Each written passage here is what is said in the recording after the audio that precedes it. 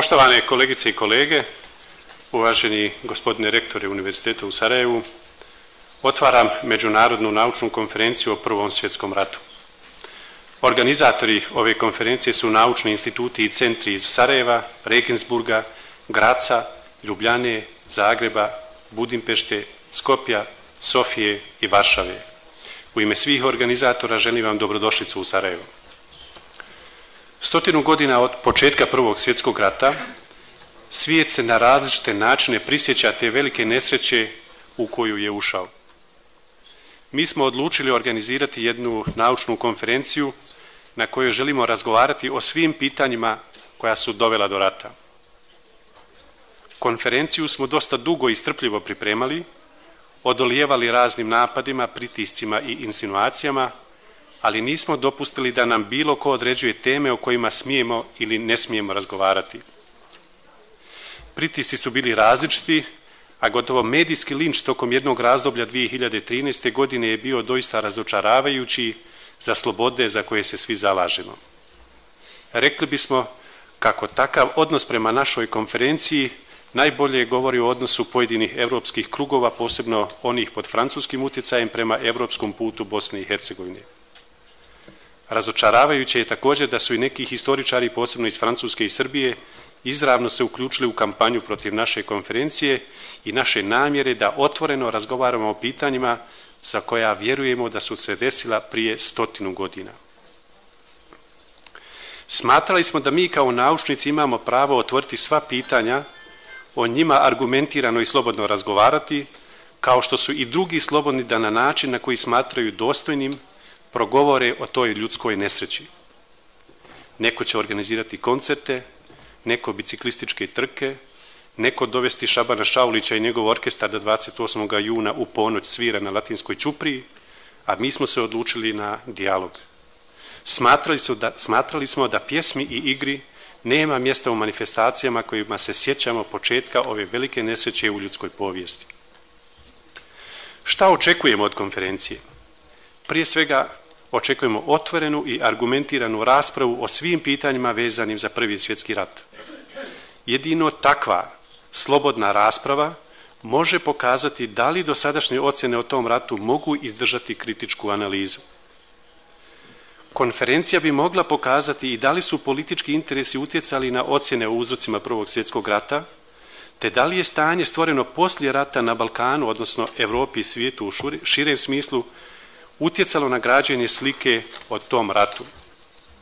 Mi smo ušli u ovaj projekat s uvjerenjem da nema zatvorenih pitanja i da nema tabu tema. Osim političkih i vojnih pitanja, posebno želimo afirmirati nova i nedovoljno iskorištena istraživačka polja vezana za Prvi svjetski rat, kao što su bolesti, prehrambene ili higijenske prilike, uloga žena, umjetnika, intelektualaca itd. Ubojstvo Franca Ferdinanda u Sarajevu u simboličkom je smislu dalo posebno mjesto ovom gradu ne samo u izbijanju Prvog svjetskog rata prije 100 godina, nego i sada 100 godina od tog ubojstva.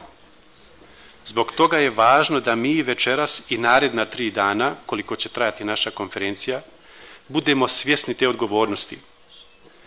Ne želimo aktualizirati pitanja od prije 100 godina, ali se ne smijemo plašiti otvoriti pitanja koji se neki politički akteri u suvremenom svijetu plaše. Uloga velikih sila, ali i malih sila koje su sebi umislile da su velike sile, legitimne su teme rasprava na ovoj našoj konferenciji. Sada bih molio rektora Univerziteta u Sarajevu, profesora Muharima Avdispahića, koji je podržavao ovaj naš projekt i našu konferenciju od samog početka, da se u ime Univerziteta u Sarajevu obrati i uputi pozdrav sudionicima konferencije. Izvolite, gospodine rektor.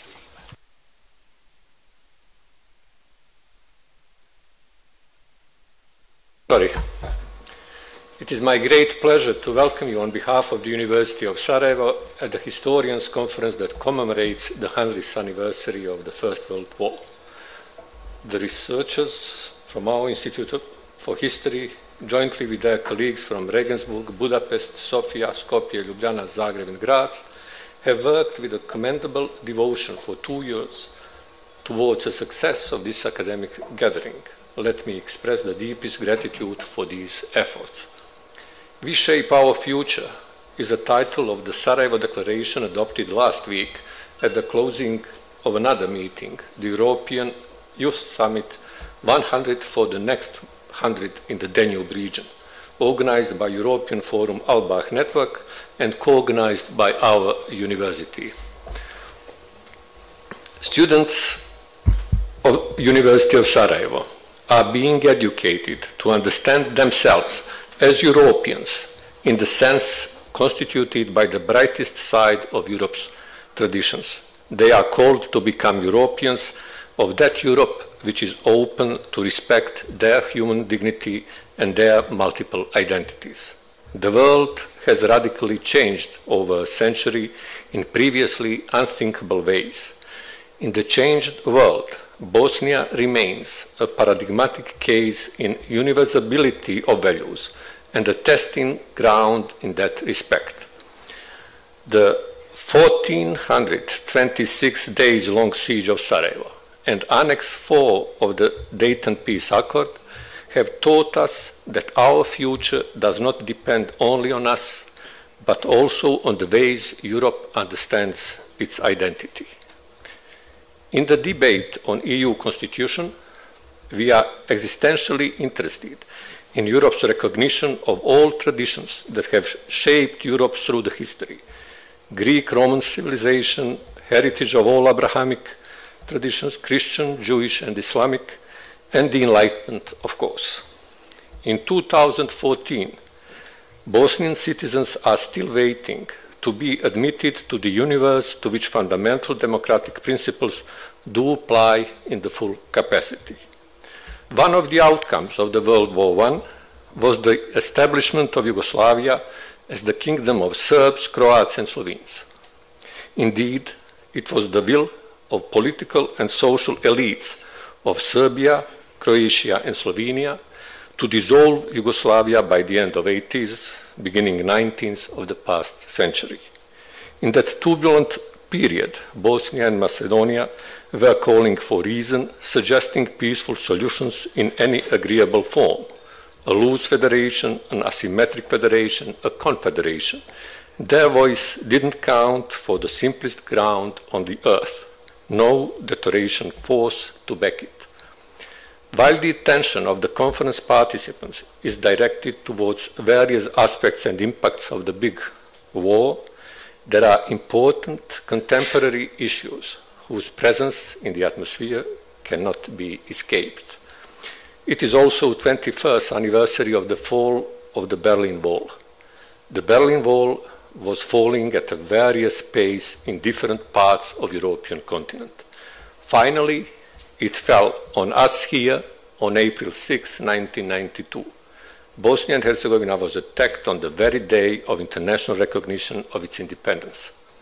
You will not mind that I cite an absent British historian. The biggest obstacle to all understanding of the conflict is the assumption that what has happened in that, meaning this country, is the product, natural, spontaneous, and at the same time necessary, of forces lying within Bosnia's own internal history. That is the myth which was carefully propagated by those who caused the conflict, who wanted the world to believe that what they and their gunmen were doing, that was done not by them, but by impersonal and inevitable historical forces beyond anyone's control. End of the quote. When analyzing the case of Bosnia and Herzegovina in 2014 in the global context, certain points are not to be overlooked. The base for the international recognition of Bosnia and Herzegovina in 1992 were the results of independence referendum requested by European Economic Community. The turnout in the referendum was 63.4% and 99.7% of the voters voted in favor. The threshold put by EU to endorse a later Montenegro case was only 55%. Through arms embargo, Bosnia and Herzegovina, a UN member country, was deprived of the right to self-defense. Contrary to UN Charter, no effective means were undertaken to stop the aggression and prevent genocide. Through ZAU Arbitration Committee, consisting of the presidents of constitutional courts of France, Germany, Italy, Spain, and Belgium, raised no objection to the pre-war Bosnian constitution. Annex 4 of the Dayton Peace Accord imposed a new constitutional act that makes the country unfunctional ever since. As a side effect, Bosnia and Herzegovina was deprived of the name and flag under which it was accepted to the Organization of the United Nations. Releasing the ties of the imposed straitjacket should be a part of the accession process of Bosnia and Herzegovina to EU and not a precondition blocking the country's application for EU membership. We are looking with a hope to a smallest sign of readiness of EU and USA to recalibrate their approach towards Bosnia from such a perspective. It is very unrealistic that anyone can free himself or herself from a straitjacket on its own.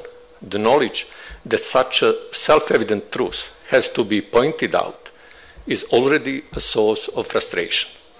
As the annual chairman of Rectors' Conference of Bosnia and Herzegovina, I do hope that based on your research and on your personal insights, you will pass the following message wherever and whenever it is possible.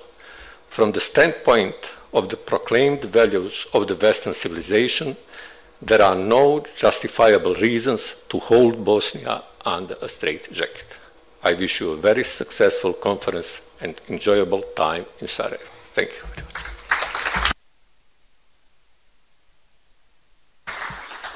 Hvala gospodinu rektoru. Samo moram jednu napomenu, s obzirom da smo mi dogovorili da radimo paralelno i na bosanskom i na hrvatskom, srpskom i engleskom jeziku, postoje simultani prevodi, svi kome je potrebno prevođenje, dakle može to preuzeti slušalice sa strane i pratiti to konferencije.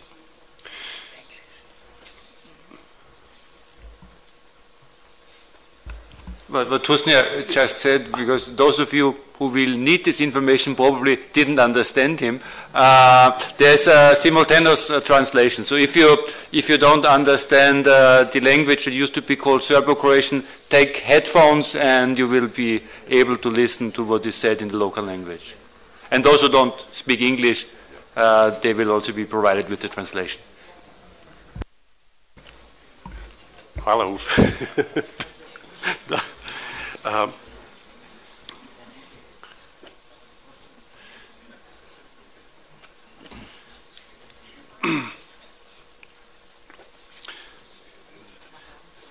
Dakle, mi smo bili predvidjeli još da svi organizatori konferencije, koje sam ja na početku pomenuo, obrate se sudionicima i da vas pozdrave.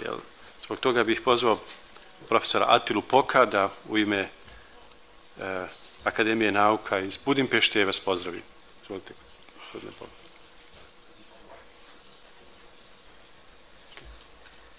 Thank you very much. My name is Attila Pok and I represent the Research Center for the Humanities of the Hungarian Academy of Sciences, and I have to apologize on behalf of the General Director of this center who was unable to come. I am his deputy. Our research center consists of 7 research institutes with about 400 persons as researchers, including archaeology, art history, ethnography, history, literary history, philosophy, musicology. The First World War is a watershed not only in the history of our country, but if you look at the history of the development of all these disciplines, in each case you can observe also a major turning point. That's the reason why we decided to join this team, and it was a great experience. We have been working together now for more than a year, and I do not want to waste the time by thanking every co-organizers in particular. I just would like to thank Professor Kamberovic for his incredible patience and persistence during the difficult road to today. Just one remark to the substance.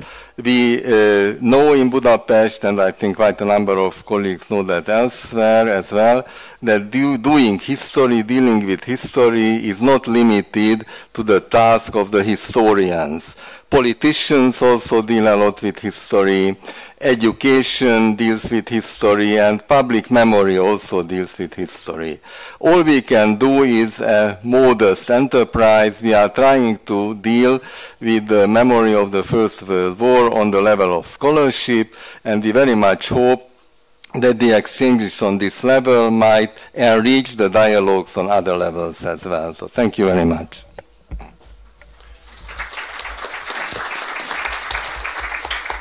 Hvala profesoru Poku. Naš suorganizator iz Ljubljane je Institut za novejšo zgodovino i direktor Damjan Guštin. Poštovana gospodo, poštovane koleginice i kolegi, srdačno vas pozdravljam u ime Instituta za savremenu istoriju iz Ljubljane.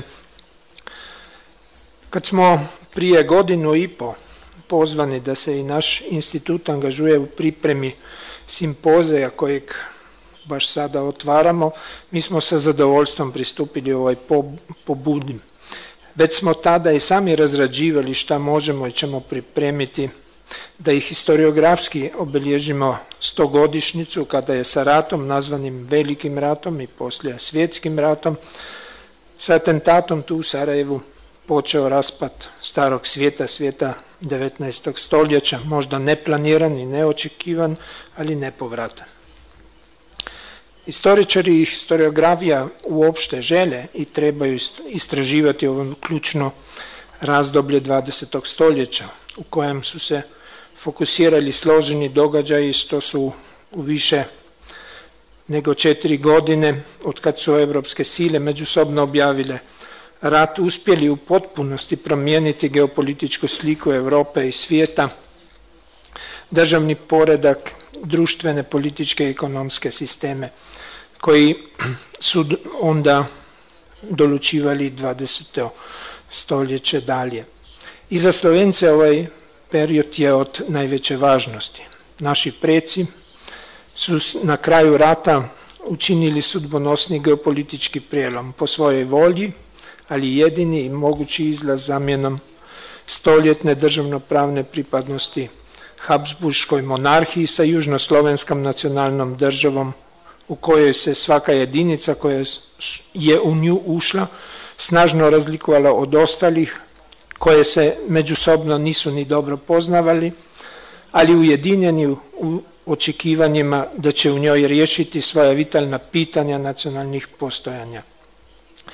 Vjerujem da će rezultati ovog savjetovanja i mnogih drugih koji se ovih dana održavaju povodom 100-godišnjice ovog događaja ohrabriti mnoge naše istraživače da i dalje istražuju ove složene događaje, da će u tome naći nove puteve istraživanja i podsticati saradnju između istraživačkih institucija iz toliko zemalja koji smo se okupili tu u toku pripreme ovog simpozija.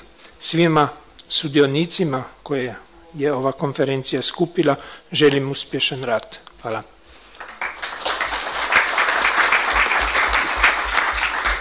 Hvala doktoru Guštinu iz Sofije, partneru i suorganizatoru ove konferencije Institut za balkanske studije i trakologiju Bugarske akademije nauka. Večeras je s nama Marijana Stamova umjesto profesora Kostova koji nije uspio doći. Hvala puno.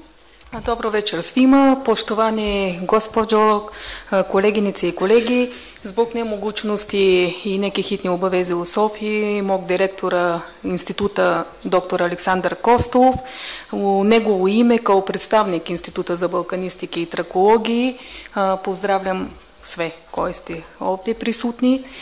Drago nam je bilo da smo skupa pripremili ovaj skup i nadamo se da će sve biti na visokoj naučni nivo.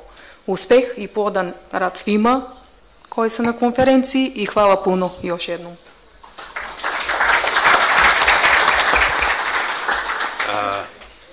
Suorganizator konferencije iz Skopja je Institut za nacionalnu istoriju, a predstavnik dr. Đoko Čakarjanevski. Poštovani prisutni, želim najpre da vam uputim srdačne pozdrave svima vama. Želim vam dobro večer. Ja želim da vas pozdravim u ime Instituta za nacionalnu istoriju koji je veoma zainteresovan za ovakve naučne skupove koje su za nas, recimo Makedonce, veoma važni, zato što i sam naš Institut za nacionalna istorija, on istražuje ovaj značajni period iz makedonske istorije, toliko više što se važna vojni nastani su se odigrali na tom području, znači u Makedoniji.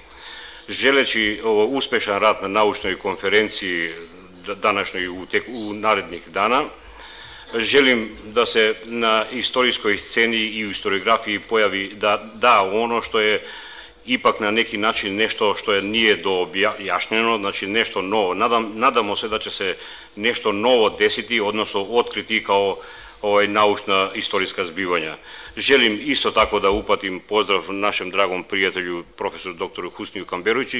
Mi mislimo da je on jedan od tako najvećih pobornika koji je danas ova naučna konferencija na dnevni red. Hvala svima. Hvala kolegi Čakarjanevskom. Iz Hrvatskog instituta za povijest u Zagrebu, koji je suorganizator također ove konferencije, večeras je s nama dr. Gordan Ravančić. Poštovane dame i gospodo, ja se ispričavam, ja ću na engleskom izreći ovo tu, čisto zato zbog naših gostiju koji ne govore hrvatski, srpski, bošnjački. So, ladies and gentlemen, dear colleagues, as a representative of one of the organizers of this truly huge and significant conference, I would like to welcome all the participants and guests on the behalf of the Croatian Institute of History from Zagreb. At the same time, I have to excuse my director, Dr. Jasna Turkalj, who was unfortunately not able to come here and join us, but she sends warm greetings to all of you. As we all know, and we heard something about it, the Great War highly affected political, social, economic structures of all European countries, particularly in this region in which we even today can still feel some of the consequences.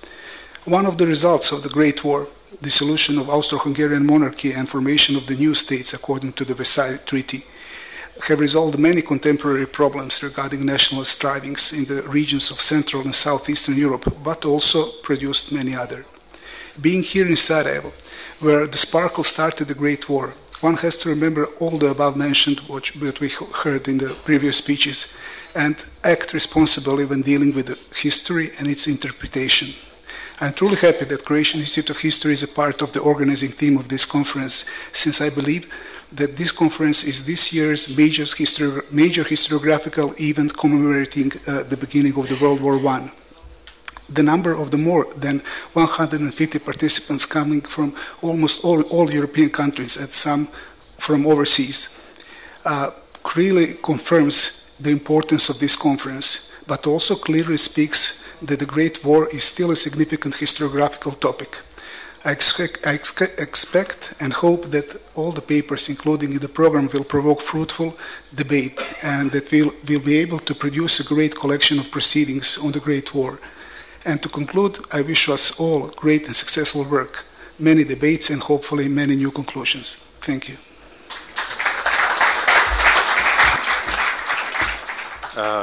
Jedan od suorganizatora ove konferencije i Centar za jugoistočne evropske studije Univerziteta u Gracu, ali direktor profesor Florijan Biber će stići tek večernjim letom iz Beča, tako da on nije u prilici da vam se večeras obrati, ali će svakako sudjelovati u nastavku naše konferencije. I Institut za istočno i jugoistočno evropske studije iz Regensburga, čiji je direktor profesor Ulf Brumbauer s nama, je također jedan od suorganizatora ove konferencije, a naš govornik večeras će biti profesor Mark Mazover, te zbog toga molim profesora Brumbauera da vas u ime suorganizatora, dakle u ime Instituta za istočne i jugoistočno evropske studije iz Regensburga pozdravite, ukratko predstavi i najavi predavanja profesora Mazovera. Well, not much has been left for me to say, with the exception of introducing the most important speaker of tonight, which I will do in a second. But first of all, let me also greet you and welcome you in the name of the Institute for East and Southeast European Studies, which is located in Regensburg, Bavaria, Germany, which is an interdisciplinary institute that also deals with the history of Eastern and Southeastern Europe.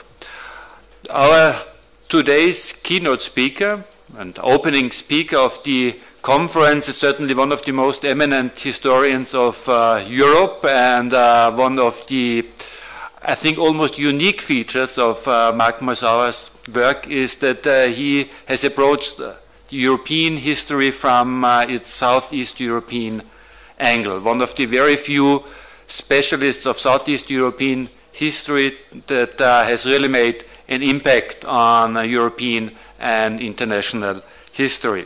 Mark Mazauer studied at Oxford and at Johns Hopkins University. He holds a PhD in modern history, awarded also by the University of Oxford, and he is currently director of the Heyman Center for Humanities at Columbia University in New York. He is an author of an impressively long list of books, and I think what is even more impressive is not so much the quantity, but the importance and significance of these books that make a contribution to a couple of really very important debates of European, but also Southeast European history. Let me mention just a couple of them. I guess that most of these books are well known in this audience.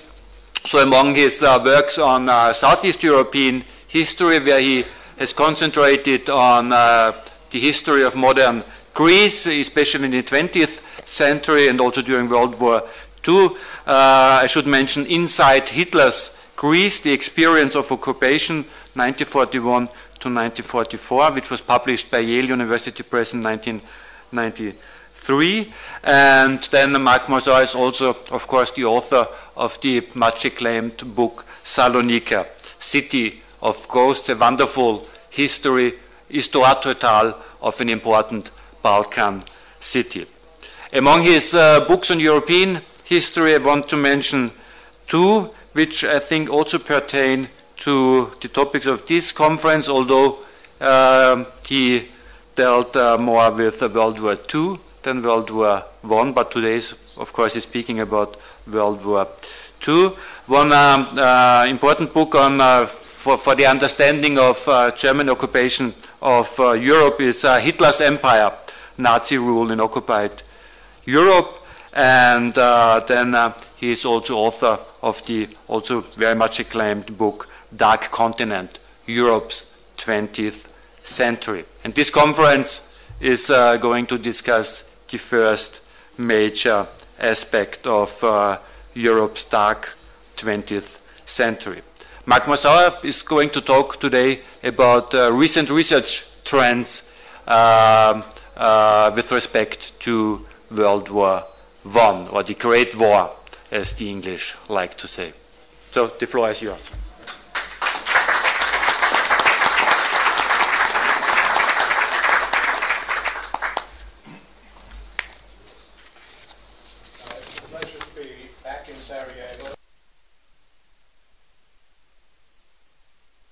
Organisers very much for the invitation.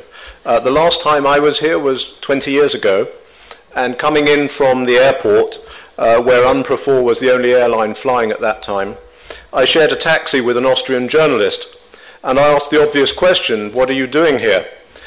"Don't you know what day it is?" she responded. It was June the 28th. Getting to work immediately, she quizzed the driver. "What do you think of Gavrilo Princip?" "That bloody Serbian terrorist," was his answer. One thing that episode reminds me of is that then, as now, for most of the world, Sarajevo was equated with the origin of the war of 1914. even when the city as then was in the grip of another very real war. That association was still intensely powerful in 1994, and I think it is no less powerful today. Maybe more so, in fact, for some interesting opinion polls suggest that something very striking has been happening with the passage of time. Unlike 20 years ago, we live in a time where surely pretty much all the surviving combatants in the First World War are dead. Yet to judge from the evidence of a French poll of only a few years back, younger generations, that is to say people in their teens and in their 20s, are inclined to rank the Great War more highly when asked than their elders as the critical event that shaped the 20th century. One could understand that as time goes on, the Second World War would cast a weaker shadow of them. But why the renewed significance attached to the First World War? I think it's a fascinating and important question. It shows that the subject is far from exhausted, and it poses a challenge to historians to respond to this popular desire, to grapple with its legacy. I think that historians are doing this with energy and imagination. In what follows, I'd like to offer a sketch of how historians have approached the subject of the war over the past century, and how their studies have affected the profession of history itself, and how, in turn, they've been shaped by the changing concerns of the present moment. The War of 1914, perhaps more than any war before it or since, involved historians from the very outset. Forgive me the Anglo-centric perspective for a moment, but it's interesting, I think, that when the war broke out, British historians were in the middle of a long-running argument with the Foreign Office to obtain greater access to Whitehall documents. In 1914, thanks to a recent concession, the public could gain access to documents only dating up to the year 1837. If you were a scholar, you might be allowed to consult material as recent as 1860. And yet, within months of the outbreak of the war, the British government, along with, of course, other states, had published a selection of its diplomatic correspondence to justify its conduct. And this was followed in early 1915 by a book by James Headlam Morley, History of 12 Days, July 24th to August the 4th, 1914, which provided a narrative of events based on the documents. Critics charged the Asquith government with secretiveness and with ignoring the need under modern conditions to understand the importance of educating the public through what they called enlightened patriotism, basically meaning access to documents. Openness was the watchword common to Lloyd George, Woodrow Wilson, and the Bolsheviks, and the historians became critical figures in the bid for public sympathies. Several historians, including James Headlam Morley, published articles during the war on the need to inform the general reader of what he called, quote, the science of politics and the art of diplomacy. And the diplomats themselves were increasingly alarmed at the wild stories that were circulating about how the war had begun, and they slowly started to see the need to control or shape the historical narrative as best they could. I'll give you one example. A senior British civil servant, Lord Sanderson, notes in March 1918, and I quote, "A number of publications have recently appeared containing reviews of our foreign policy. The majority of them, although there's every sign of their being carefully compiled, suffer from the fact that the writers, in the absence of authentic English documents, have accepted assertions of somewhat imaginative foreign publicists. The details are scarcely in themselves worthy of contradiction or qualification, but the cumulative effect is considerable." And so a historical section was formed within the British Foreign Office, partly to respond to such concerns and partly to produce materials of use to diplomats at the peace conference. In early 1918, the historical section numbered some 15 researchers, mostly working on the so-called peace handbooks for use in Paris. And actually they produced some very fine historical work, but there isn't much evidence that the diplomats read any of it. Arming one's own diplomats with arguments that would be useful round the conference table was one thing, but reaching out to shape public opinion was quite another. And so it wasn't the career diplomats, but the motley crew of historians and journalists in the British propaganda unit, better known as the Political Intelligence Department, which numbered some very remarkable scholars, and this was just the British angle. Men like Arnold Toynbee, Louis Namier, and Alfred Zimmern were in the political intelligence department. It was that department that was conscious of the need to win over the public. When Headlam Morley had penned his first official narrative of events that I mentioned in 1915, he'd been allowed to consult, but not to cite or quote from official documents. 3 years later, he tried to explain in a memo to the senior civil servants above him why secrecy had not served the Foreign Office, but had in fact led to its marginalisation. And I quote, this is from Headlam Morley, explaining to the diplomats why they're pushing themselves to the margins. Under modern conditions, an office such as the Foreign Office cannot hold its own unless in some way or another it takes the public into its confidence more than it has done in the past. The form of government to which we are tending is one in which the real power will be in the hands of the great public offices, but they will be subjected to a much more vigorous and constant criticism than they have in the past. We've already had experience of this with regard to the Foreign Office. The only way of meeting this criticism, much of which is and will continue to be very ignorant, is that we should do all we can to build up a sound opinion, and this can only be done by providing educated and interesting members of the public full information. The following year, Whitehall permitted Headlam Morley to contribute to a 6-volume study of the peace conference. In short, the diplomats were realizing they needed historians. By this time, of course, what the interwar German scholar Bernhard Schwertfeger called in 1929, wonderful phrase, the World War of the Documents, was already well underway. The Bolsheviks had started the ball rolling by publishing the text of the secret treaties at the end of 1917. They were followed by Kautsky, and then more systematically by the extraordinary achievement of Weimar Germany's official history, Die große Politik der europäischen Kabinette, of which no fewer than 40 volumes of documents appeared between 1922 and 1927. As we know, the Germans had been led to do this in their effort to refute the war guilt clause of the Treaty of Versailles, which had pinned the sole blame for the outbreak of the war on Berlin. But the result was that Headlam Morley's arguments, which had been ignored earlier by Whitehall, now gathered force. The volumes of Große Politik were intended as an aspect of interwar diplomacy, and it was obvious to Germany's opponents that to do nothing would be to allow the German case to go by default. Even before this, Whitehall had been concerned. People would not necessarily be persuaded by the Kautsky selection of documents or their Austrian equivalent, but they might certainly come to feel that the British and French claim that had been made in December 1918 that there's no point setting up a neutral commission to inquire into the causes of the war since, quote, Germany's responsibility had long since been incontestably proved, that this claim was looking shaky. What is striking in retrospect is the reluctance and hesitancy with which governments tiptoed down the path of official publication. In the UK, it took the formation of a Labour government to give the green light for British collection of official documents. The French publication effort started in 1930 and took longer, ending only in 1953. As for the Italians, and I don't know if anybody's ever tried to use the Italian collection of documents for the First World War, this series was only started to be published after the end of the Second World War.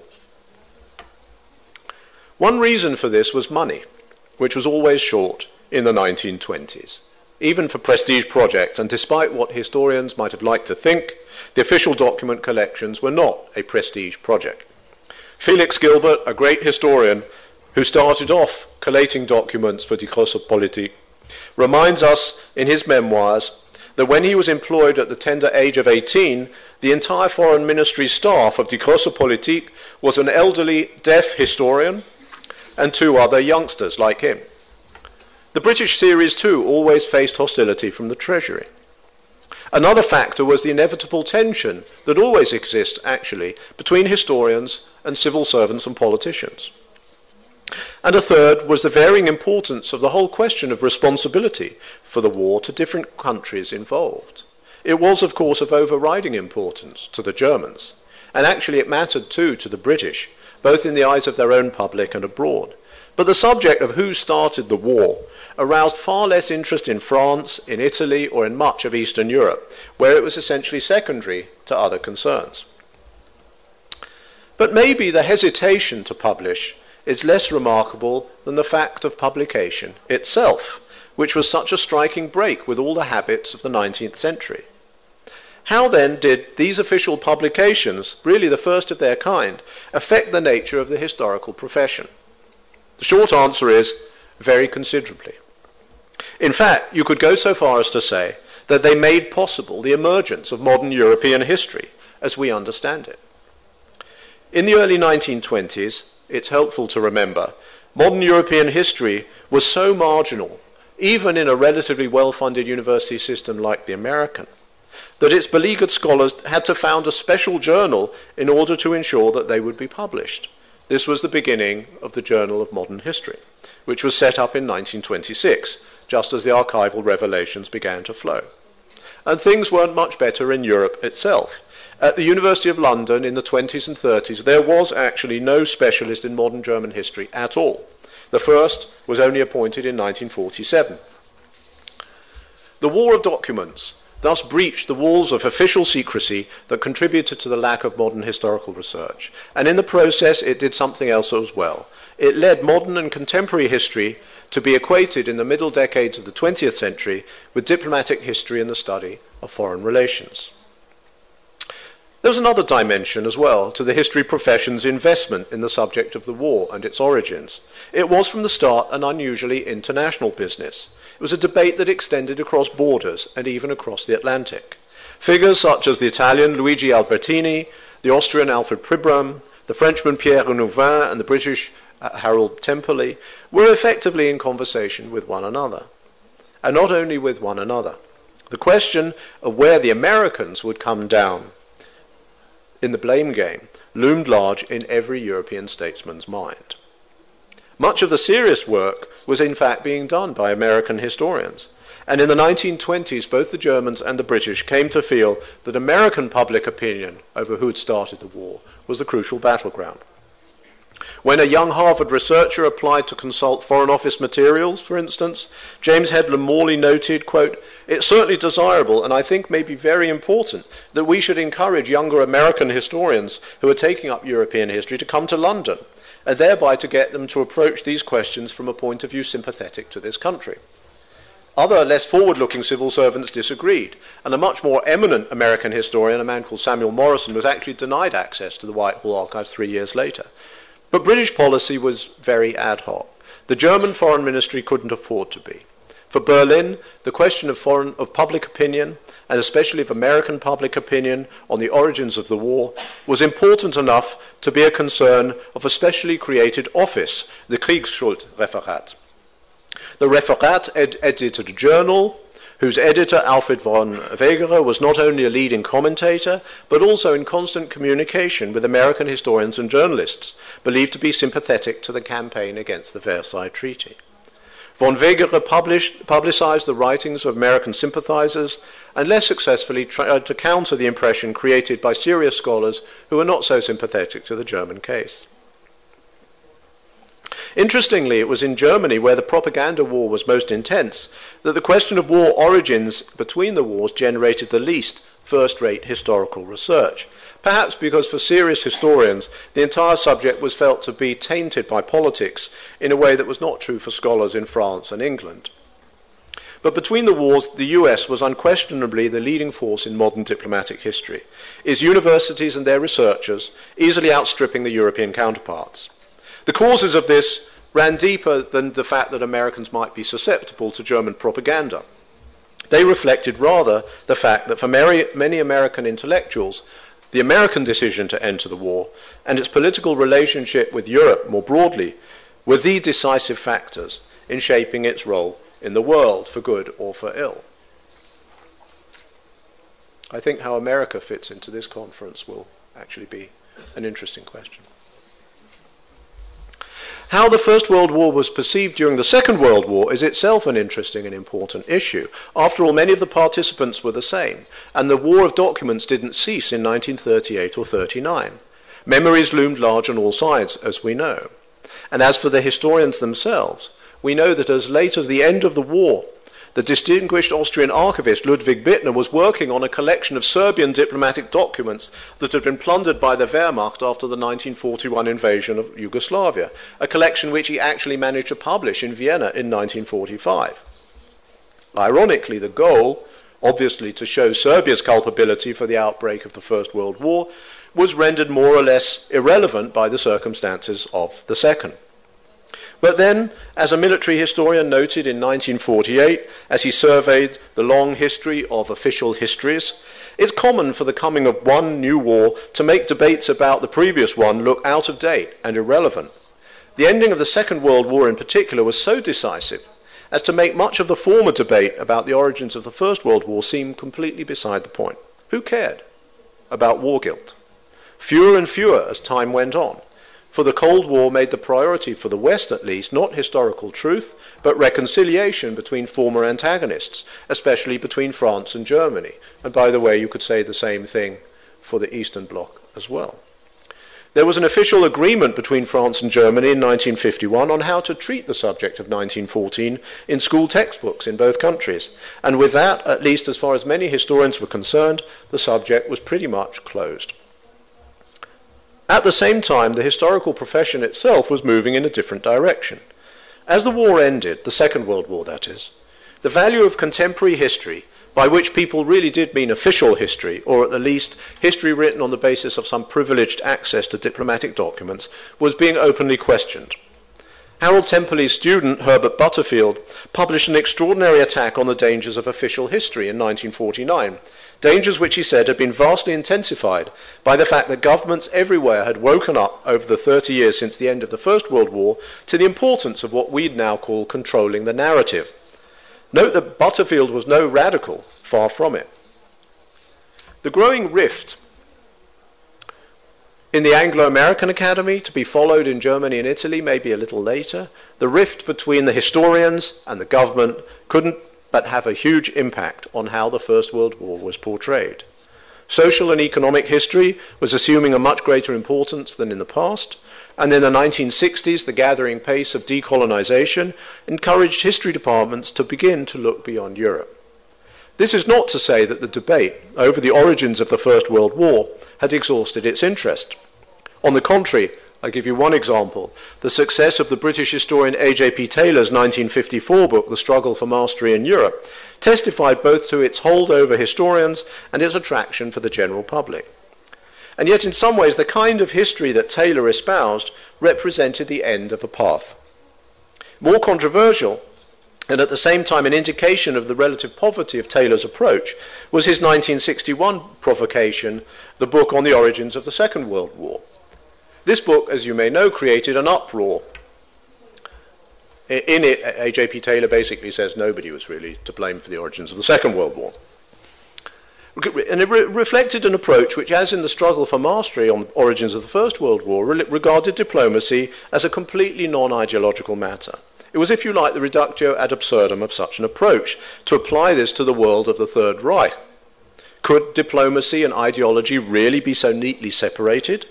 As it was, in the very year that the book appeared, the scholarly world was being shaken by another work which took almost a diametrically opposite approach and in fact dramatically reopened the old war guilt question, Fritz Fischer's Griff nach der Weltmacht. The impact of Fritz Fischer's work has recently been surveyed in an extremely useful collection of articles in the Journal of Contemporary History, and I won't bother to summarize their findings here.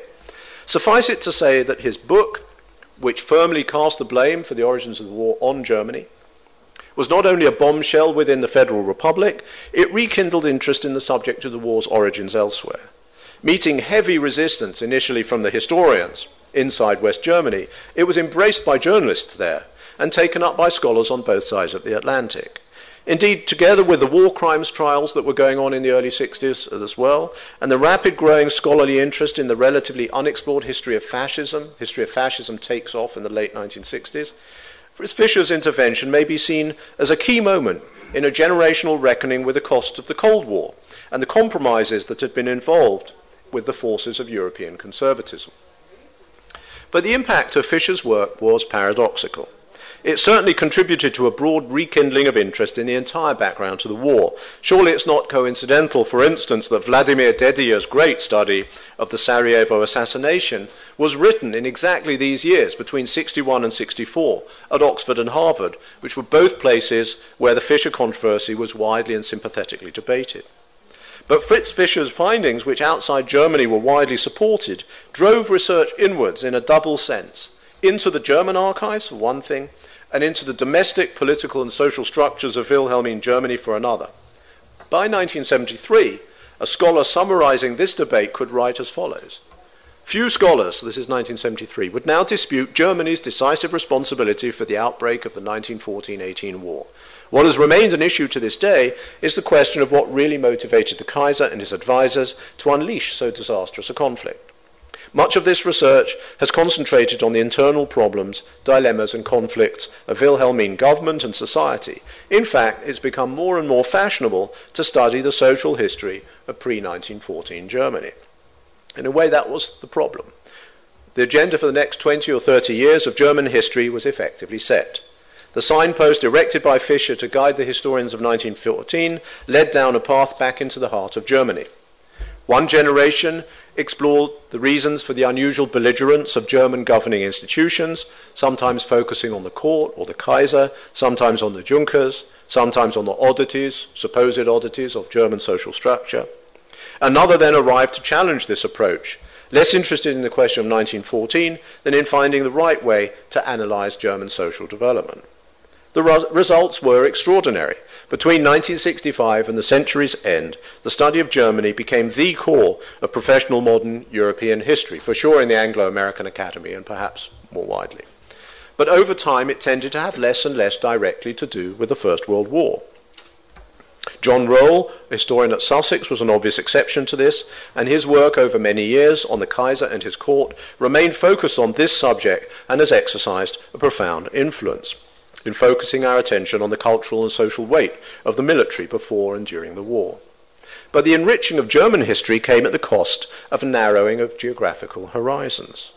Fischer's book had been concerned not only with the question of responsibility for the origins of the war, he'd been anxious also to chart the scale of Germany's imperial imaginings, and his research into Berlin's dreams of global revolution across Central Asia and the Middle East was pioneering.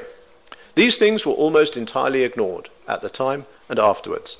So too, to a surprising degree, was the whole question of Wilhelmine Germany's Ostpolitik. It remains surprising to me how uninterested historians were in the 60s and 70s in charting the revolutionary dimensions of the war. By the 1970s, the whole war guilt question felt past its sell-by date. It remained, through sheer force of inertia, on college syllabi. Poor students at Sussex, where I taught for a time, were still having to do the origins of the First World War into the 1990s, and for all I know, they may still be able to do it. But diplomatic history had become, across much of the Western world, a marginal force, overshadowed by social and then cultural history. As a view of power, it looked thin. Few theorists believed any longer there was much point in studying governments, as though lobby groups, economic interests, and bureaucratic rivalries could be set aside. The document fetishism of the old historians was vulnerable to criticism.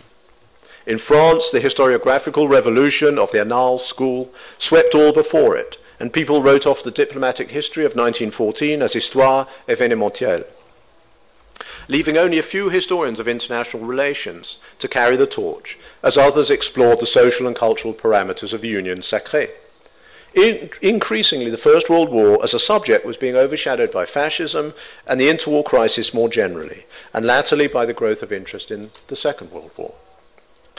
But this certainly didn't mean that no one was studying the Great War. On the contrary, in the era of Vietnam, war itself was under scrutiny as never before. Only now it was the war, rather than its outbreak, that was galvanizing interest.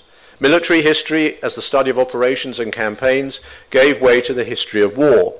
One of the pioneers of this, Michael Howard, argued that it was in 1914 to 18, as never before, that war became, to use the characteristic adjective of the 1970s, total, erasing old boundaries between the soldiers and society and making the war itself a branch of what he called general history. This opened up several new avenues for research, some of which we will hear about in the coming days, and moved scholarship away from the document fetishism of the past, away from the endless search for the smoking gun that would prove or disprove culpability. On the one hand, there was the study of men at war, and it was mostly men. The soldiers and their experiences, their attitudes towards fighting, were they enthusiastic, were they reluctant? For the historian Michael Geyer, making the history of war part of general history meant focusing on, quote, the survival of civility in the midst of man-made mass death. The front experience was plumbed for insights into the generation that had endured it, a generation that was later drawn both to pacifism and to fascism across Europe. But for kindred reasons, the experience of war encouraged pioneering studies of gender and masculinity, some of them offering a way into the prehistory of fascist violence, others, like George Mossey's work, using the war experience to make larger claims about the consolidation of certain conceptions of masculinity by the interwar European nation-state. Mossey himself also pioneered the study of commemorations and official representations of the war and their subsequent staging. At its most fundamental, such staging could be seen as officialdom's strategy for making mass killing not merely palatable, but praiseworthy, and for this reason other scholars were drawn, as they still are, to look more searchingly at ordinary soldiers' attitudes, both to the killing they were ordered to perpetuate and to the death that they witnessed around them. The idea that there was a radical break in attitudes, in cultural and social values and mentalities constituted by the war was the point of departure for a new cultural history of the late 1970s and 80s. Paul Fussell's classic 1975 book, The Great War and Modern Memory, argued the war had bankrupted 19th century views of war itself and paved the way for modernism. Others followed, building on the interest in modernism as a cultural force, and for Central European historians, the parting of the ways between modernism and liberalism. There was much debate over what the cultural consequences of the war actually were, and as this debate progressed, it became clearer that much of the force of Fussell's critique stemmed from its focus on elite culture, especially in Germany. If you looked at ordinary people and their attitudes, who weren't very interested in modernism most of the time, modernism's triumph looked less obvious, and indeed it was the continuities, not the discontinuities with the world before 1914 that stood out. Pioneering social history moved in a similar direction. The war had not, one historian after another argued, radically transformed gender roles, especially the position of women. Change had been temporary and reverted back to more traditional and familiar patterns in the piece. The ending of the Cold War did not derail these lines of inquiry, but it changed the way they looked, and it completely transformed the research agenda. In the first place, it directed scholarly attention back to the war itself as a break in European history, as it acquired a host of new associations that modified the picture of continuity, provided, as I've said, by earlier social historians. Consciously or not, many scholars during the Cold War had come to see 1945 as the major break, at its most fundamental as the break between history before 1945 and current affairs, politics and social science after 1945. Whole universities were structured on that premise. 1945, the moment too that marked the ending of what one historian called the European era. But after 1989, this changed. It was the continuities across the 1940s that emerged, and correspondingly the fundamental cleavage established by 1914 was reaffirmed. But that cleavage was not now the gulf that lay between ancien regime and modernity. Rather, it was the transition from a world of established, pre-democratic imperial polities into a world marked by turbulent new relationships between the state, the nation, society, and political violence. In this new telling of the war in the 1990s, there was a crucial geographical shift of focus. Older scholarship had almost unwittingly prioritized the front experience of the Western campaigns and of Western European society more generally. Europe, for historians somewhere between the 1920s and the late 1980s, usually meant Germany and maybe Britain. Even France was usually given secondary treatment, and most other countries scarcely got a look in. Norman Stone's magisterial book, The Eastern Front, that had been published, I think, in 1975, had few, if any, successes. About the only book that I know of on the Russo-German front. Russo-German Habsburg front, I should say. Partly this was because there were so few historians in Western countries of Eastern Europe and Russia, never mind of the Balkans and the Ottoman Empire. But mostly it was because historians still regarded these fronts as sideshows. After 1989, and I would say especially after 1992 and the Yugoslav wars, this changed radically. One reason was internal to the profession. The growing interest in the Holocaust in the Second World War had produced a sense of the importance of the fighting on the Eastern Front and the Balkans, and this naturally led people back into the First World War to try to explain why all those German senior officers in 1941 who had been junior officers in 1914 to 18 had got their ideas from. But the other reason was external, the collapse of the USSR, and above all, the war in the former Yugoslavia, as I've said, which raised anew the relationship between the war and nationalism. The result since then has been an explosion of works that has significantly deepened our understanding of the very different war in the East. It was in the East, for instance, that one saw most clearly the way military commanders would utilize a conception of security that led them to see civilians as enemies, deporting hundreds of thousands of people away from sensitive border zones, conscripting millions for labor service, or giving the green light for reprisal policies that led thousands, sometimes as we know hundreds of thousands, to being killed. Several scholars have shown that as power tilted, especially in the Central Powers, from civil to military control, but it would also be true of Russia, the generals were given carte blanche to pursue essentially political projects, in occupied Poland, the Baltic states, and Serbia, for instance, of staggering scope and ambition, projects that pointed the way towards the militarized authoritarian states of the interwar years.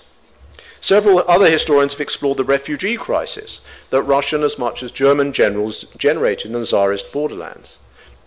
Ryan Gingeras, a young historian of the Ottoman world, has explored the way in which population politics came to serve as a security policy for the Young Turks in wartime Anatolia. This homes in on the nuances of civil-military relations, but in a very different way from the 1980s. As historians have ventured into this terrain, the question of state-sponsored mass violence against civilians has become a central issue. To what extent can we see the ethnic cleansing and mass reprisals of the war years as a precursor to the genocide of the Second World War? That's a big question for historians. The most searching comparative analysis has been provided by a man called Mark Levine in his recent 2-volume History of Genocide. But the path was set by a wonderful early synthesis by Aviel Rochwald, who explored the eruption of violent ethnic nationalism in these years in the vast swathe of land from the Baltic down to the Levant. Several other scholars have set this violence in the context now of Russian-Ottoman relations. And indeed the question of how the war shattered empires and forced the redefinition and restructuring of communities along national lines has become a central obsession of our day. Some of the most interesting historians have looked at the forms of violence that emerged in the transition between states, notably the rise of warlordism in parts of Eastern Europe during and after the Russian Revolution. Joshua Sanborn's work on the rise of the warlords in Russia is revelatory of the way the war in the East created new kinds of entrepreneurs of violence, who flourished briefly before the conditions that had facilitated their rise vanished.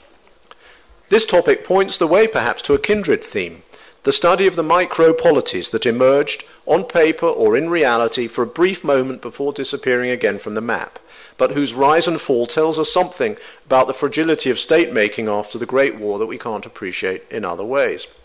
I'm thinking of those various international cities, some of which came briefly to fruition, others of which never came to fruition, the moment of Ukrainian independence, the momentary glimpse of provisional government in Western Thrace, either side of the war of 1914 to 18. If you look up the Wikipedia page for disestablished states, you'll see there are 91 entries for 1918 alone. It's worth remembering that established states, too, could be changed so dramatically by the circumstances of the war that they were, in effect, new entities. Think, obviously, of the way the war changed Serbia into part of the new kingdom of Serbs, Croats, and Slovenes, or the way Greece first acquired and then lost an Anatolian shoreline. Taken together, this work has allowed us to see the war of 1914 to 18 in a much larger geographical and temporal frame than ever before.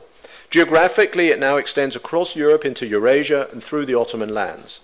Few historians have taken up Rochwald's invitation to explore the comparative dimensions of the war and the post-war experiences in the Balkans and the Middle East, but perhaps we'll be able to do so here. As it is, it's become impossible to disentangle the war proper from the Balkan wars that preceded them, and where the Ottoman lands are concerned, perhaps you have to go back to 1908 or even earlier. Similarly with the terminal date, 1918 makes no sense in the East. Poles and Lithuanians were fighting one another into 1920, Russians and Poles into the following year. War bleeds into revolution, and revolution into civil war. This has encouraged a new questioning of the way in which the war transformed notions of sovereignty. Instead of assuming that the First World War simply rendered the forms of sovereignty unworkable that had existed till then, scholars today are asking about how the conflict threw older conceptions of sovereignty into doubt. Military occupation itself, as a juridically intermediate sovereignty regime, has come under scrutiny, and there was a clear connection there. People get interested in military occupation as a legal regime when American forces go into Iraq in 2003. It's very clear. We all want to know what does military occupation really mean juridically. And so people start to ask that for the First World War. And some serious scholars have shed light on the occupation and what it reveals of civil-military relations during the war itself. Such studies gain resonance in highlighting the differences with Central Power behavior in running military occupations in the Second World War, but they have also illuminated the extraordinarily harsh treatment of civilians after 1914 as well.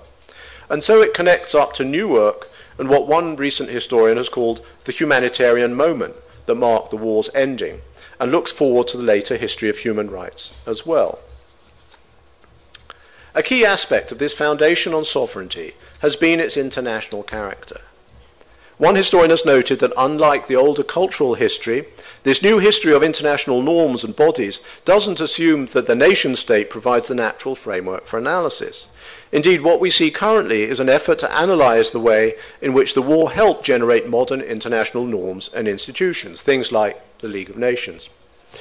The growing interest in the topic of international governance makes it impossible not to look again at the Great War as the catalyst for new forms of concerted action in the realm, say, of refugee aid and humanitarian action, or the administration of camps for prisoners of war. Scholars have begun to chart how scientific advances were prompted by the war. Others have shown how the war effort prompted new forms of state action, some of which provided a springboard for figures like Jean Monnet or Arthur Salter, who rose to prominence of the League of Nations, or later the Movement for European Cooperation. And as I've already suggested, the way in which the war changed the role of historians themselves can be seen as another instance of this wholesale transformation of the modern state. A final point may be pertinent to point out, especially in the light of this conference's title. International dimensions of the war have rightly been emphasized, but the same cannot really be said for its regional and global dimensions. I've already indicated that the Balkan and East European aspects of the war have generated a new interest over the past 20 or 30 years, but their regional character, if indeed they have a regional character, which could only actually be assessed when you compared one region with another, has not been much explored. Was there a Balkan experience of the war? Well, obviously in some ways, since at least some of these states had the common experience of fighting since 1912. And it's certainly true that some of Europe's newest and weakest states found themselves facing similar problems of paying for and surviving a war of much greater duration and intensity. But I think the enormous diversity of experiences after 1915 is going to make generalization very difficult. As for the global history of the war, this remains in its infancy. Lawrence Sondhaus's World War I, The Global Revolution, pays lip service to the notion, but its chief contribution lies in its focus on Central Europe. A genuinely global history of the war would need to cover some very different dimensions. It would need to chart the unprecedentedly global character of the war itself, in the deployment of colonial troops, the reliance on non-European trade, or indeed the willingness of the war's protagonists to carry the conflict into the Atlantic, and even for the first time into South America. It would need, too, to go deeper into how the war looked from the perspective of Cairo or Bombay, or maybe the Galapagos Islands. Above all, it would have to show how the war transformed the global balance of power and tilted power forever away from Europe towards the United States of America. Today, in conclusion, it's fair to say the study of the war is as vibrant and exciting as it's ever been. No less than in the 1920s, people accept that it shaped our modern world. One might get the impression, judging from a recent spate of books come out over the last year or so on 1914, that historians are stuck with the war guilt question, that nothing has changed. One historian is now arguing it was really all Russia's fault, another it was as much the Serbs' fault as anyone and that Europe sleepwalked into the war. The difference between works of this kind and the literature of the 1920s is minute. Indeed, the works of the 1920s were often more meticulous and persuasive. But I think this recent flurry of 1914 works is basically the product of publishers' hype, and it doesn't reflect the direction of scholarship itself, which is leaving origins questions behind for good reasons, to explore the Great War for what it can tell us about the nature of war and human nature itself. There are still some surprisingly important areas for research that remain understudied. There's no definitive work as yet, although we're going to hear something about it in the coming days, on the epidemics that ravaged the world during and after the war. Not enough on how the war changed language. There's some wonderful books published during and after the war about soldiers' jargon in the trenches. Historians haven't really taken this on board, I think. And when you look at the language, then other things emerge too. How much of the soldiers' jargon was actually about the war's mechanization of humanity, changing what it actually meant to be human. A subject I think explored most remarkably so far in novels. But some of these areas, and many others I'm sure, will be illuminated in the coming days by the wonderful array of scholars at this conference. 20 years ago, one could not imagine meeting here, in these surroundings, for this purpose. But here we are, and I for one look forward to hearing the latest scholarship on an issue that still has so much to say to us. Thank you very much.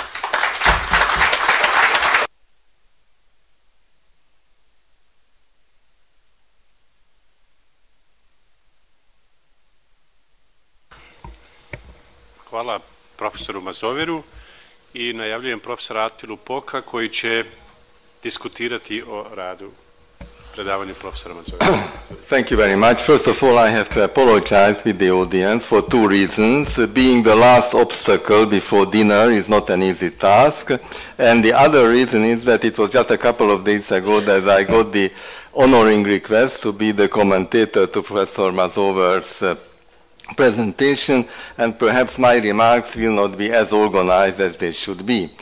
As Professor Mazover in his brilliant presentation was pointing out, throughout nearly a century, the changing focus of research on the First World War, especially on the causes of the First World War, I thought that as good history, as his presentation also showed, seems to be the most present-oriented history. It very well reflected how the changing present changed the approaches to the war. And I should like to follow his example by trying to point out some that I think are very sensitive issues, but probably they will call for serious discussions in the course of our conference. Let me quote one of his remarks. He says, "The ending of the Second World War in particular was so decisive as to make much of the former debate seem beside the point. Who now cared about war guilt?" Obviously referring that Germany's responsibility seems to be obvious. Fewer and fewer as time went on, for the burgeoning Cold War made the priority for the West, at least, and let me emphasize this point of his, at least not historical truth, but reconciliation. Let me ask here a very provocative question, and I think it's not easy to ask such a question in Sarajevo. Does more knowledge at all lead to reconciliation?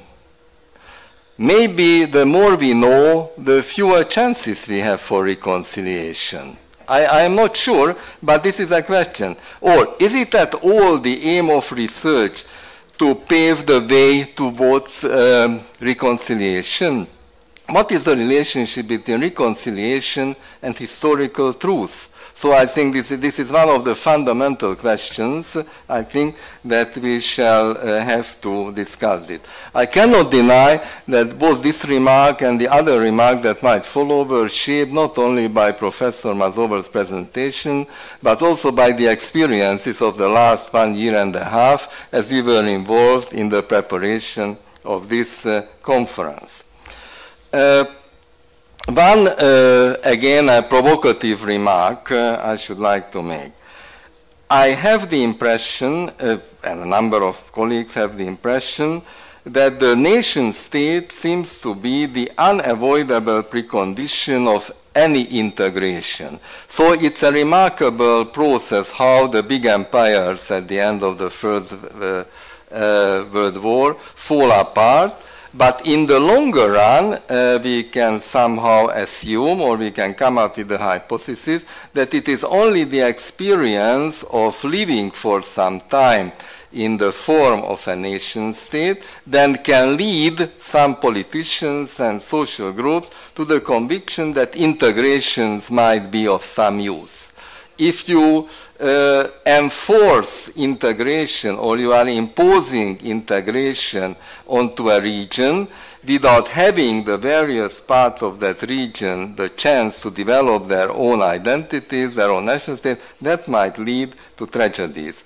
Let me connect this to a very interesting point that Professor Mazover made, and in fact I must admit I have never thought of this figure, that only during the year of 1918 there were about 90, or exactly 91, small micropolities emerging in this part of the world. We are used in a consolidated world to every single square meter being under the control of one or the other state.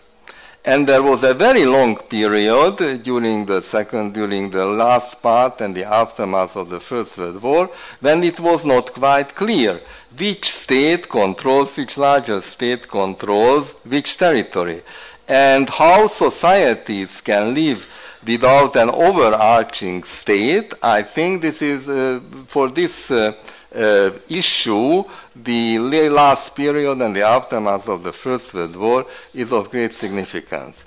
Let me add another provocative remark here. If we take if we further think about Professor Mazover's remark, we could say that in Eastern Europe, the First World War didn't start in 1914 and didn't end in 1918, but it started in 1912 with the First Balkan War, and it ended in 1921. This is perhaps something like when once I was invited to China about reconciliation problems. There it became for me obvious that from a Chinese point of view, the Second World War starts in 1937, so there might be different approaches to the interpretation of the war itself was or is. It is very interesting that the keynote lecture also pointed out how narratives of violence are gaining more and more ground recently in historical discourses. If I can recall, only during the last 5 or 6 months, I was invited to a great number of conferences, lectures, etc., just on the problem of violence. It seems that the issue of violence is cannot be properly connected to just to chronological borderlines. So that is, if we are trying to figure out the terrible role what violence played during the 20th century, we have to try to think about where is the starting point when wars become so cruel, when the civilian population is gradually becoming more of an enemy than the actual enemy. Let me refer here to another very distinguished New York Columbia professor, Peter Gay's very interesting book, The Cultivation of Hatred. This presentation reminded me of his argument where he says that whereas the traditional mainstream interpretation of the 19th century, long 19th century, from the aftermath of the French Revolution to the end of the First World War, generally means the gaining ground of freedom, liberty, democracy somehow. His point is that no, the issue is how to curb aggression. The 19th century is a long series of attempts at trying to curb aggression on various levels, and the First World War from that perspective is a terrible failure of curbing aggression. So I think recent research is focusing very much on this human aspect and social psychological aspect of the war. Now, it is part of this issue how we can connect the terrible genocides of the 20th century, especially the Holocaust, to the First World War. In Hungary, let me now give you an example from my own country. There is a very loud debate going on, the relationship between the aftermath of the First World War, so the tragedy, the national trauma that Hungary suffered at the end of the war, and the Holocaust. Because according to a possible interpretation of the course of history in my country after the First World War, there were attempts at a territorial consolidation of the country, that is to regain lost territories, and on the other hand, to restructure the society. And this is an example that of an issue that I think we shall discuss in the course of our debates. Where are the limits of a state, where a state can really interfere into the private sphere? How far can it go? How far can it go in the interest of the national community or larger communities? What gives legitimacy to a political elite to speak on behalf of the interests of a given nation or community? A very important issue in connection with the First World War. As I promise not to keep you very long, let me finish my remarks also with a point that was also one of the last points of Professor Mazover's paper, that's about language. He said that one of the interesting research agendas is language of the First World War. I think even when we are trying, we are not saying the same, of course, about a great many issues. It might be a challenging task to try to work out some kind of a common language, trying to find some common denominator for defining such basic concepts as who is a victim, who is a perpetrator, who is an onlooker, who is a freedom fighter, who is a terrorist. Of course, we shall never agree about who is in what polity, but somehow, even if Wittgenstein once said that the greatest obstacle to communication is language, because it's so difficult to formulate proper concepts, let us hope that the way that you developed, and this impressed me very much when I first started coming here, the concept of naš jazyk, our language, that you have Serbian, Croatian, Slovenian, and you talk to each other, although you are speaking different languages.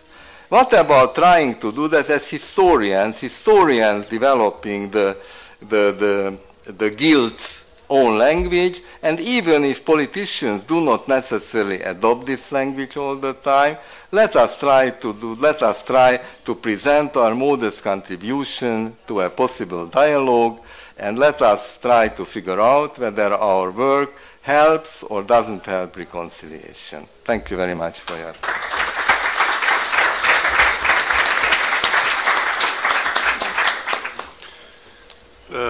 Dopustite da još jedan put zahvalim profesoru Mazoveru i profesoru Attili Poku na predavanju i na odličnim komentarima. Vjerujem da bi bilo mogućnosti da se otvori već diskusija o prvog, dakle, dana na otvaranju same konferencije, ali smo se mi dogovorili da diskusiju i rad ostavimo za naredna 3 dana konferencije.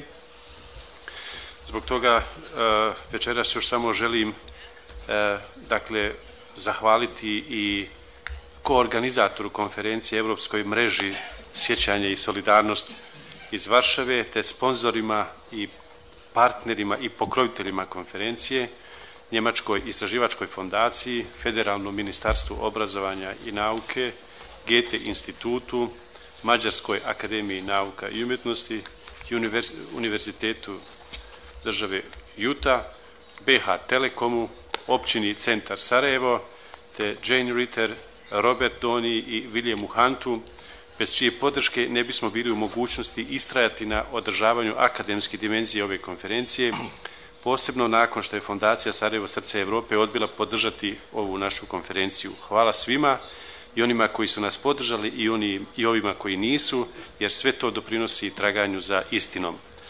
Na kraju želim se zahvaliti i vama na prisustvu ovom otvaranju konferencije i pozivam vas na koktel koji smo priredili na izlazu iz sale u pivnici, to je desno odmah i sve će biti spremno za par minuta i najavljujem sutrašnje otvaranje konferencije u 9 sati. Molio bih da budemo precizni jer doista imamo jako puno vremena. Hvala vam lijepo. Da, ovdje.